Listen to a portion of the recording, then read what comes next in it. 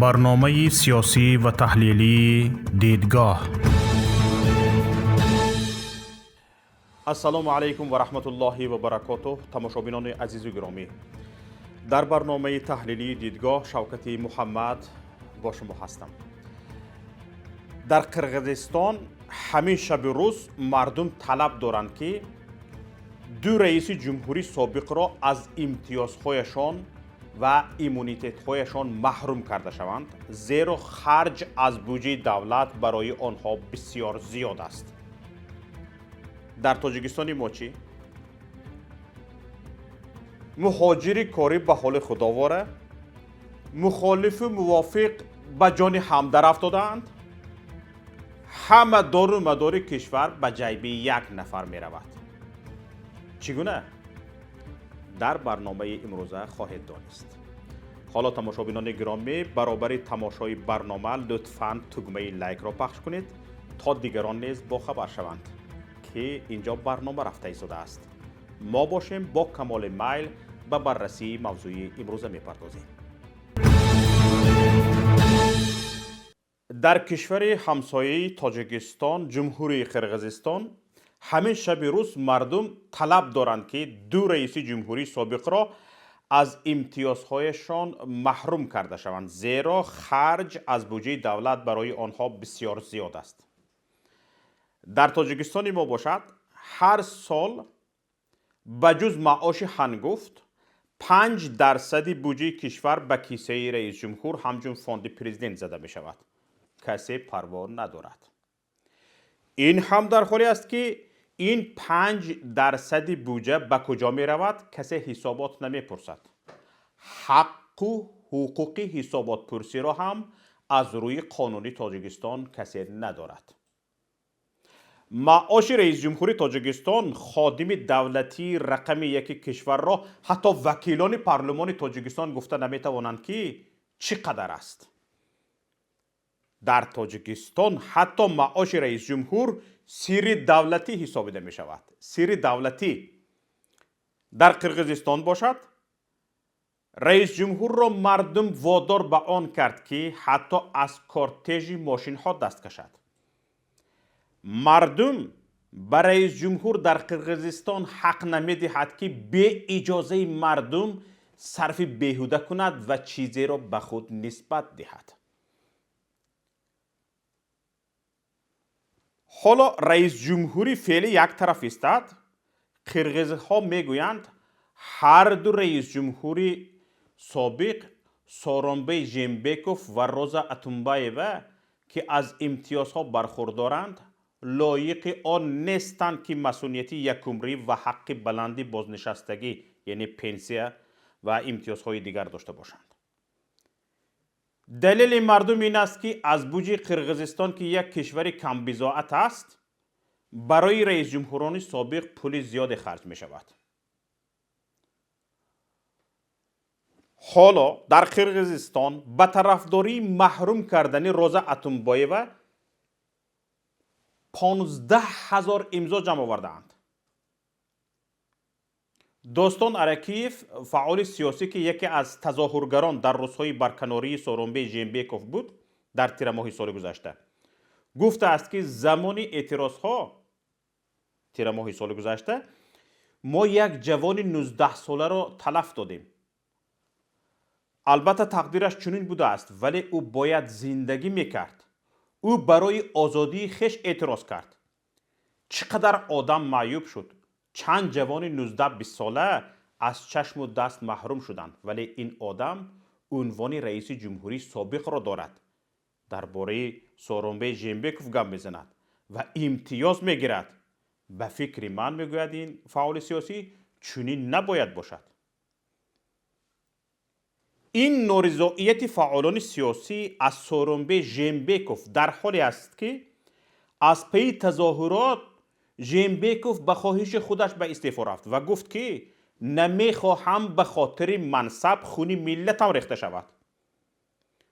اما شعار رئیس جمهوری ما باشد با خون آمدم با خون میروم است و به خاطر در کرسی رئیس جمهور ماندن هر سال 10 نفر را قربان میکند. صدها نفر را زندان میکند و چند باره که خواهد سرقانون عوض میکند. حالا در تاجیکستان تنها برای امتیاز دادن به امام علی رحمان چندین قانونهای مخصوص هستند. تنها برای یک نفر در تاجیکستان چندین قانونهای مخصوص هستند. از من میدونستگی قانونها سراول سرقانونی تجاوز شده تاجیکستان، قانون درباره پرزیدنت تاجیکستان، قانون کنستیتوسیونی جمهوری تاجیکستان درباره اساسگذار صلح و وحدت ملی پیشوای ملت، قانون درباره قهرمان جمهوری تاجیکستان. انا همین خیلی برای یک امام علی رحمان چند قانون داریم که این قانون ها همه کفالت دهنده امتیاز و مسئولیت ها به یک نفر هستند. یک نفر 9 میلیون را احمق کرده است. ببینید تماشاگران گرامی، در قرقیزستان همین خودی اتونبایوه سال 2010 بعد انقلاب ماه اپریل 1.5 سال رئیس جمهوری قرقیزستان بود و سپس قدرت را آسایشته به دیگران سپرد و هم ژینبکوف به طور آسایشته مندت پرزیدنتیش به آخر نرسیده وقت استعفایش را مردم طلب کرد جای را خالی کرد. اما حالا باشد طلب قرقیزها این است که به این دو نفر از حد زیاد نفقه بازنشستگی و امتیاز داده نشود. فهمیده ایستادید؟ طلب مردم را وقتی که حکومت مردمی است این خیلی مال و دارایی خود را محافظت میکند و نمیماند که کسی از منصب کرسی استفاده برده مال و دارایی کشور را از خود کند. نمیماند اگر حکومت مردمی باشد. چینگیز قپاروف یک بلاگر قرقیز میگوید حق بازنشستگی و یا نفقه ژینبکوف 296,000 سوم، از روزا اتونبایوه باشد 140,000 سوم در یک ماه است. خراجات دیگری او 1 میلیون سوم را تشکیل میدهد. پس معلوم می شود برای هر دو رئیس جمهوران سابق در یک سال 280,000 دلار پول مردم خرج می شود. 280,000 دلار پول مردم خرج می شود. این غیر قانونی است و برای همین مردم ما را دستگیری کرده زیر فراخوان امضا میگذارند. حالا 15,000 امضا جمع شده است که مردم امضا گذاشته ایستاده است. حالا شاید 20,000 شده باشد، 25,000 شده باشد. مردم گفته ایستاده است که نه، ما 280,000 دلار به این رئیس جمهوران سابق نمیدهیم، این کم کرده شود. رئیس جمهورانی که با دو دست ادب منصب را به مردم سپردند، نگفتند به خون آمدم به خون میروم. ببینید تماشاگران گرامی دقت دهید، از میان 5 پرزیدنت سابق قرقیزستان 2 نفرشان از کشورشان گریختند، یکی در زندان نشسته است و حالا مردم طلب دارد که 2 نفر دیگرشان از مقام رئیس جمهوری سابق محروم شوند. حالا در همین شب روز در پارلمان قرقیزستان طرح نوی قانونی اساسی بررسی می شود که در آن هیچ امتیاز خاصی برای رهبران سابق پیش بینی نکردند. یعنی پارلمان خواستار رئیس جمهور را نه، طلب مردم را اجرا می کند. مردم وقت طلب می کند که پول بسیار را از حساب بودجه به کیسه منصبداران نه اندازید، ما این پول زیادی میدادگی قدرتش را نداریم، پارلمان که مردمی است، وکیلان پارلمان را که مردم انتخاب کرده است، میدانند که این وکیلان اگر گفتیم مردم را اجرا نکنند جای را باید خالی کنند، مردم دیگران را انتخاب میکند. در ما چی؟ بیچاره وکیل پارلمان منیکن است، منیکن. حتی متن لایحه قانون‌هایی را که سر یک پیاله چای در خانه امام علی رحمان نوشته می شود، وکیلان ما بدون خواندن تگمه ها پخش میکنند. وکیلان ما چنان قابلک هستند که نه گفتنی گپ را نمیدانند. در لغت وکیلان ما نه گفتنی گپ نیست.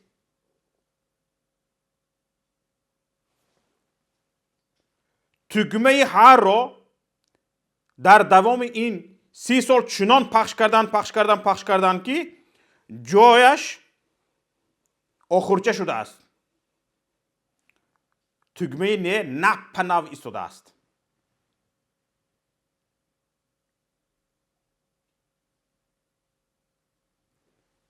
حالا باور دارم اکثر وکیلان پارلمان ما در قانون‌های امتیاز دهنده به امام علی رحمان چی گفته شده است دقیق نمیدانند. دلخواهشان را رفته پرسید.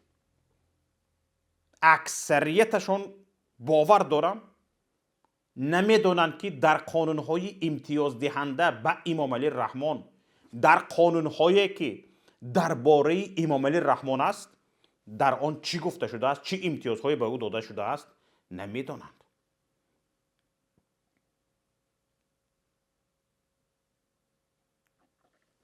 در قرقیزستان در حال از رئیس جمهور طلب میکنند حتی از کارتش استفاده نکند که در تاجیکستان ما به علاوه رئیس جمهور همه اهل و اولادش چینوونیک هستند. هم تاجران اژدهار، هم اهل و اولاد را برده چینوونی کرده است امام رحمان، از فرزندش تا دادر عروسانش، و در حالت چینوونیک بودن هر یکی این باز تاجران هستند، تاجران اژدهار. بر ضمن این نه فقط رئیس جمهور 5% بودجه کشور را همچون فاند پرزیدنت به کیسه می اندازد، معاشش مقدار معاشش سری دولتی است. نه تنها رئیس جمهور بلکه بر ضمن این یگان تای این اهل اولاد رئیس جمهور انداز نمی سپارد. بالای این که تمامی تجارت های سردرآمد کشور را اینها مناپولی کردند، هر یک ساحه را مناپولی کرده است، بعضیش چندین ساحه ها را مناپولی کرده است. اینها انداز نمی سپارند. دائم این اژدهاران از انداز قرضدار. این هم در حالی که بیچاره یک سیمشک فروش یک ماه اگر انداز نسپارد به سرش چند مسئولی اداره انداز با همراهی میلیسه با چند نفر کارگری حکومت ابلاغ میکنند، ابلاغ کرده میروند به سرش. اما از اژدهاران کلان انداز ستانیده نمیتوانند. 3 سال پیش رسانه‌ای شده بود که شرکت های حسن اسدالله زاده دادر عروس رئیس جمهور از قرضداران اساسی نزد بودجه کشور می باشد. طبق آمار کمیته انداز از 17 می سال 2017 شرکت الومینی تاجیک به بودجه جمهوری 21 میلیون و 100 هزار سومانی قرضدار بود. تالکو پرس یک شرکت دیگری حسن اسدالله زاده به بودجه کشور 492 هزار سومانی و ناقل تالکو 464 هزار سومانی انداز را پرداخت کرده نبود. قرض شرکت هواپیمایی متعلق به حسن اسدالله زاده سومون ایر نزدیک بودجه نزدیک به 4.5 میلیون سومانی و قرض شرکتش تاجیک گیدرمنتاژ که در نیروگاه برق آبی راغون کار میکند 5 میلیون و 200 هزار سومانی قرضدار بود. 3 سال پیشین مرکزی تجاری سزیدانی که به تالکو متعلق است باید به بودجه 3 سال پیش 373 هزار سومانی و شرکت ساختمانی اسدالله زاده استمه انشاءات که بزرگترین مسجد در آسیای مرکزی را میسازد، انداز هنگفت قرضدار بود. قرض عمومی شرکت های میانه و بزرگ متعلق به حسن اسدالله زاده دادر عروسی رئیس جمهور نزد بودجه 3 سال پیش از 40 میلیون سومانی عبور میکرد. حالا باشد این قرض ها حسابش را گم کرده است. حساب ندارد این قرض ها. کسی پشه حسن را پیشت نمیگوید. خدای رئیس جمهور بیگ صبوری که از هر خدمت رسانی اینترنت و علاقه پول کار میکند، به بودجه کشور 3 سال پیش 13 میلیون سومانی قرضدار بود. حالا اگنتی امور تاجیکستان به فکرم حساب قرضهای بیگ را گم کرده است که دیگر از رقم قرضهای بیگ حرفی در امورهای رسمی نیست. شاید میترسن که مثل بهرام عنایتوف کسی که درباره بیگ گم میزند جایش پشت پنجره زندان میشود و انصاف کنه در تاجیکستان عدالت نیست گفته میگردد.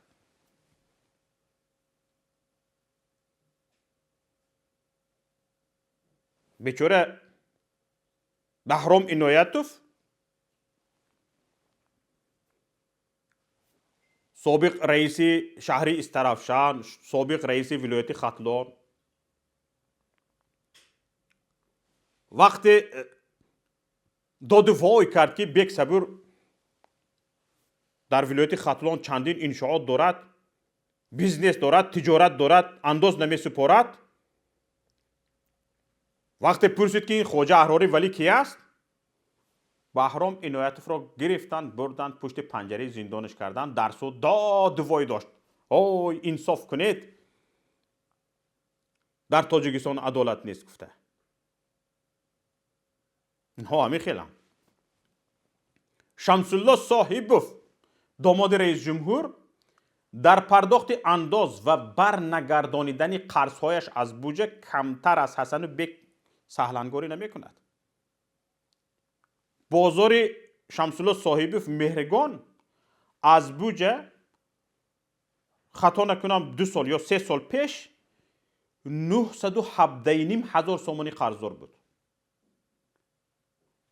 حالا امسال ها گزارش درباره سپاریدن یا نسپاریدن قرضهای شمس الله منپلیست رقم 1 کشور صاحب شرکت فراز چیزی گفته نمی شود. کارخانه دولتی انگشت تاجیک که از طرف صاحب اداره می شود 2 سال پیش به بودجه 12 میلیون و 800 هزار سومانی قرضدار بود. فلزات نادری تاجیکستان باشد شرکت، این هم شرکت است، 8.5 میلیون. کان انگشت نظرایلاق 7 میلیون و 700 هزار سومانی. قرض عمومی شرکت متعلق به شمس الله صاحبوف از بودجه نزدیک به 35 میلیون سومانی بود. برادران گرامی، خواهران عزیز، این آمار 3 سال پیش و قرض این شرکت ها دوام این 3 سال خیلی بیشتر شدند. کسی پشه اینها را پیشت نمیگوید. کسی نمیگوید که بودجه که پر نشد معاش کارمندان بودجوی داده نمی شود یا 2 ماه 3 ماه گفته روزها زدرشکه می شود. همه این از کجا؟ از آن است که این همین اژدهارها قرضشان از انداز را نمی سپارند.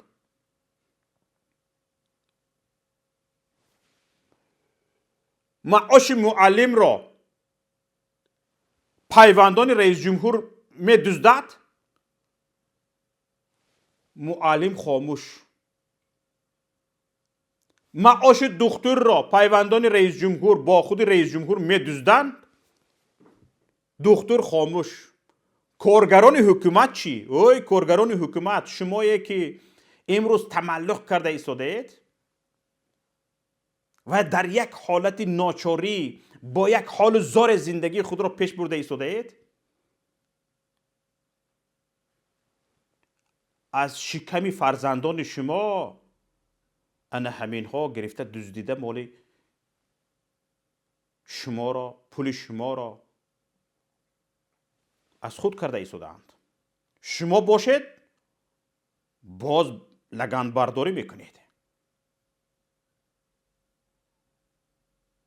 واقعا در تگ بینی امان مردم همسایه کشور قرقیزستان نشان داده ایستادند که چگونه بیدار باید بود و چگونه باید حکومت کرد و چگونه باید حکومت را اداره کرد. ما تاجیک ها باشیم مست خوابیم، مست خواب. اگر یک پایمان را بریده روند هم از خواب بیدار نمیشویم. حالا چند لگن برداری با لیسکی به منصبدار رسیده گبدان برآمده است. در سیمای یک مفتخور که خون ملت را با اهل عائله اش میمکد، دولت و ملت را میبیند. وقتی از یک عائله گپ میزنی، از یک مفتخور گپ میزنی، وقتی از این غارت ها گپ میزنی، میگوید دولت و ملت را سیاه نکن. آی لگن برداران، یک مفتخور را وقت سرفهمی از ملت و دولت فرق کرده نمیتوانید، به شما گپ زنی را چی مانده است؟ اگر میخواهید صداقت و وفاداریتان به منصب دهتان را به اثبات رسانید، روید مدح و ثنا گفته شیشتن گیرید. شما در حال مداحی به یک نفر را پاتریوتیسم و وطن دوستی و ملت دوستی جلوه میدهید که ملت همه جا سرسان و پراکنده در بدر است و فرزندان زیاده از 1 میلیون مهاجر زنده جدای و زنده یتیمند. شما به منفیت مردم، به منفیت ملت، به منفیت دولت گپ زدن را پیش از همه از ما بعداً اگر کمی ما دوری کنیم از همین قرقیزهای در تگ بینیتان بوده آموزید. وقتی آن رسیده است که دیگر مخالف و موافق به این در میدان بس در میدی بگوییم. آیا ما می توانیم این گپ را گفتن؟ یک بار باید سنجید. این بود برنامه امروزه دیدگاه. برای پیگیری بیشتر از برنامه‌های ما لطفاً به شبکه یوتیوبی پیام تیوی و کانال تلگرامی ما، کانال اینستاگرامی ما ابونه شوید. در کانال تلگرامی ما دوام روز برچسب تمام مطلب‌های پایگاه اطلاعاتی پیام نقطه نت، برنامه‌های ویدیویی کانال یوتیوبی پیام تیوی، برنامه‌های رادیویی پیام گذاشته می‌شوند. در اینستاگرام کانال ما نیز هر روزه نوارریزه‌های جالب نشر می‌شوند. همچنین در رادیوی پیام دوام روز هر نیم ساعت با زبان تاجیکی، ازبکی و روسی از رویدادهای تاجیکستان و جهان خبر داده می شود. چندین برنامه‌های سیاسی، اجتماعی و فرهنگی نیز در رادیوی پیام پخش می شوند که امیدواریم پسند شما می گردد. نصیب باشد روز یکشنبه 28 فوریه در برنامه فردای تاجیکستان ساعت 16 به وقت مسکو و ساعت 18 به وقت تاجیکستان در خدمتتان خواهیم بود. خدا حافظ. برنامه سیاسی و تحلیلی دیدگاه.